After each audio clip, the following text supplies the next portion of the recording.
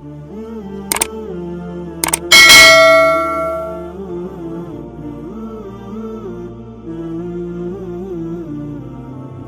para nabi dan rasul oleh Allah dibekali mukjizat dalam menghadapi kaumnya, maka para wali pun oleh Allah dianugerahi karomah.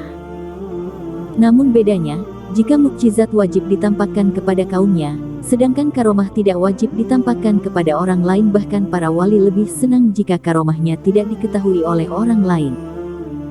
Berikut kami ceritakan 5 karomah yang dimiliki oleh Syekh Nawawi Al-Bantani.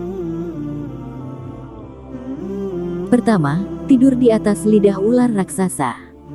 Diceritakan, pada suatu malam di mana Syekh Nawawi Banten melanjutkan perjalanan ke Mekah, beliau kelelahan dan mencari sebuah gubuk yang tak berpenghuni. Setelah mencari-cari, akhirnya beliau menemukan lampu yang sangat redup dan kecil. Akhirnya beliau tiba di suatu tempat tersebut dan memulai untuk beristirahat. Dalam benak beliau bertanya-tanya, kok rasa-rasanya dasar saung ini sangat lembut dan empuk ya? Namun saking lelahnya, beliau tidak terlalu mempersoalkan hal tersebut. Tidurlah beliau dengan meletakkan tongkatnya dengan posisi berdiri.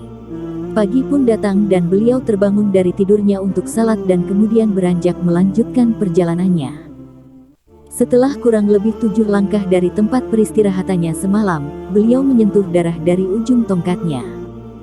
Dengan heran kemudian beliau menoleh ke belakang dan menemui ular raksasa yang sedang beranjak pergi. Ternyata tanpa disadari semalam beliau tidur di atas lidah seekor ular raksasa dan tongkatnya yang berposisi berdiri tersebut merintangi kedua gigi ular itu sebagai penyangga hingga membuat ulat itu berdarah. Beliau pun langsung menyebut kalimat istighfar dan memuji kebesaran Allah Subhanahu wa Ta'ala dengan mengucapkan kalimat kebesarannya. Kedua, telunjuknya berfungsi sebagai lentera. Pada suatu waktu Syekh Nawawi Banten mengarang kitab dengan menggunakan telunjuk beliau yang dijadikan sebagai lampu. Saat itu dalam sebuah perjalanan, karena tidak ada cahaya dalam tendanya sementara ilmu tengah kencang mengisi kepalanya, Syekh Nawawi kemudian berdoa memohon kepada Allah agar telunjuk kirinya dapat menjadi lentera agar dapat menerangi jari kanannya yang digunakan untuk menulis itu. Kitab yang kemudian lahir dengan nama Muraki al-Ubudiyah Syarah Matan Bidayah Al-Hidayah karya Imam Al-Ghazali itu harus dibayar beliau dengan cacat pada jari telunjuk kirinya. Cahaya yang diberikan Allah pada jari telunjuk kiri beliau itu membawa bekas yang tidak hilang. Ketiga, melihat Ka'bah dengan telunjuknya. Karomah beliau ini terjadi saat beliau masih remaja. Begini ceritanya. Dulu Syekh Nawawi Banten kira-kira masih berusia belasan tahun pernah salat di Masjid Pekojan, Jakarta Kota dekat kediaman Habib Utsman bin Yahya, seorang ulama dan mufti Betawi.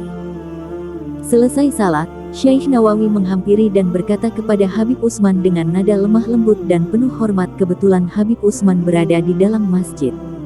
"Wahai Habib, yang saya hormati, sebelumnya saya mohon maaf yang sebesar-besarnya." Jawab Habib, "Ya, ada apa anak muda?" "Begini Habib, masjid ini kurang ngiblat dan kurang nyerong ke sebelah kanan ke arah utara." Kata Habib Utsman, "Masjid ini sudah saya ukur dengan alat kompas dan berdasarkan ilmu falak." Memang Habib Utsman adalah seorang pakar ilmu falak. Kemudian, Syekh Nawawi Banten dengan sopannya menunjuk ke arah kiblat dan seketika itu juga Ka'bah kelihatan dengan amat jelasnya di hadapan mereka berdua. Menyaksikan itu, Habib Utsman bin Yahya terperanjat dan kemudian langsung menubruk dan ingin mencium tangan Syekh Nawawi Al-Bantani.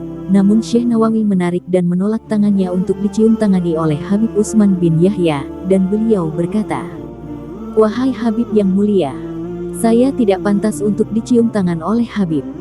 Karena Habib adalah orang mulia dan keturunan Rasulullah, sedangkan saya adalah orang kampung biasa." Mendengar kata-kata Syekh Nawawi Al-Bantani itu, kemudian Habib Utsman bin Yahya langsung merangkul badannya Syekh Nawawi dan mereka saling berpelukan sambil menangis dengan bercucuran air mata. Keempat, mengeluarkan buah rambutan dari tangannya. Di Mekah, Syekh Nawawi Banten mendirikan tempat sekolah dengan murid yang lumayan banyak.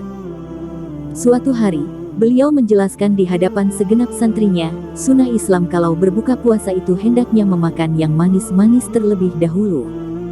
Kalau di sini terdapat buah kurma, di tempatku ada yang tidak kalah manisnya dengan kurma. Santri-santri berkata, "Betul, Syaikh.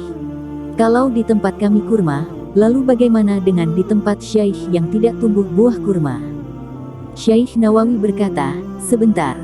Beliau langsung menyembunyikan tangannya ke belakang tubuhnya. Santri-santri pun sangat heran apa yang dilakukan gurunya tersebut dan terdengar di telinga para santri-santri suara seperti orang yang sedang mengambil buah-buahan dari pohonnya. Kemudian Syekh Nawawi menyuguhkan buah rambutan yang persis seperti baru diambil dari pohonnya. Santri-santri pun sangat terheran-heran dengan apa yang dilakukan oleh gurunya tersebut. "Nah, ini yang aku makan pertama ketika berbuka puasa di tempatku. Silahkan dicicipi," kata Syekh Nawawi sambil membagikannya kepada para santri di kelasnya mengajar. Para santri pun langsung mencicipi dan sangat menikmati kemanisan buah rambutan yang diberikan gurunya itu. Kelima, jasadnya tetap utuh hingga kini. Karomah Syekh Nawawi Al-Bantani lainnya adalah jasadnya walaupun sudah lama wafat masih tetap utuh. Jadi begini, telah menjadi kebijakan pemerintah Arab Saudi bahwa orang yang telah dikubur selama setahun kuburannya harus digali. Tulang belulang si mayat kemudian diambil dan disatukan dengan tulang belulang mayat lainnya. Selanjutnya semua tulang itu dikuburkan di tempat lain di luar kota. Lubang kubur yang dibongkar dibiarkan tetap terbuka hingga datang jenazah berikutnya terus silih berganti. Kebijakan ini dijalankan tanpa pandang bulu. Siapapun dia, pejabat atau orang biasa, saudagar kaya atau orang miskin, sama terkena kebijakan tersebut. Inilah yang juga menimpa makam Syekh Nawawi. Setelah kuburnya genap berusia 1 tahun, datanglah petugas dari pemerintah kota untuk menggali kuburnya. Tetapi yang terjadi adalah hal yang tak lazim. Para petugas kuburan itu tak menemukan tulang belulang seperti biasanya. Yang mereka temukan adalah satu jasad yang masih utuh. Tidak kurang satu apapun, tidak lecet atau tanda-tanda pembusukan seperti lazimnya jenazah yang telah lama dikubur. Bahkan kain putih kafan penutup jasad beliau tidak sobek, masih harum dan tidak lapuk sedikit pun. Sontak saja, kejadian ini mengejutkan para petugas. Mereka lari berhamburan mendatangi atasannya dan menceritakan apa yang telah terjadi. Setelah diteliti, sang atasan kemudian menyadari bahwa makam yang digali itu bukan makam orang sembarangan. Langkah strategis pun diambil. Pemerintah melarang membongkar makam tersebut. Jasad beliau lalu dikuburkan kembali seperti sedia kala. Hingga sekarang makam beliau tetap berada di Malah, Mekah dan yang paling anehnya, kuburan beliau satu-satunya kuburan yang tumbuh rumput bahkan rumputnya hijau dan subur. Masya Allah. Demikianlah 5 karomah Syekh Nawawi Al-Bantani, guru dari kaum muslimin Indonesia bahkan dunia. Sebenarnya karomah beliau masih banyak, tidak terbatas pada yang disebutkan dalam tulisan ini. Tapi ringkasan kisah karomah beliau ini semoga dalam hati kita bahwa para wali Allah akan dijaga dan dimuliakan selalu olehnya walaupun sudah wafat.